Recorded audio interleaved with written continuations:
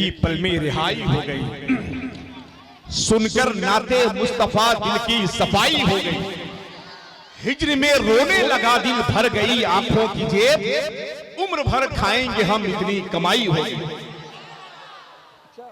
भलाई पर भलाई हो रही है, जहां रब की बड़ाई हो रही है, ये नात पढ़ते जा रहे हैं, कमाई पर कमाई हो रही है। दोस्तों वक्त बहुत कम है।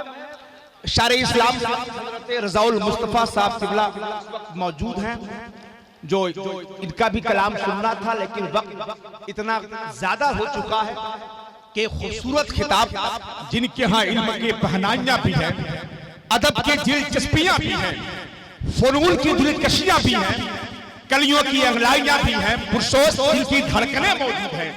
इस्लाह मुआशा या दिगर मौज़ूआत पर बहुत पाकीज़ा गुफ्तगू हज़रत अल्लामा सगीर अहमद साहब किबला की शक्ल में करते हैं। आइए मुकम्मल बेदारी के साथ खतीब का इस्तेमाल कर रहे, नारा लगाए, नारे तकबीर, नारे रिसालत, दश्ते ख्वाजा गरीब नवाज, नारे तकबीर, नारे रिसालत के गुल को जो शोला बना दे, मैं बुलाता हूं उसे, आग पानी में लगा दे, मैं बुलाता हूं उसे, अपनी तहलका खेज बातिल को दिया सोच तकरीर से, खिरमने बातिल जला दे, मैं बुलाता हूं।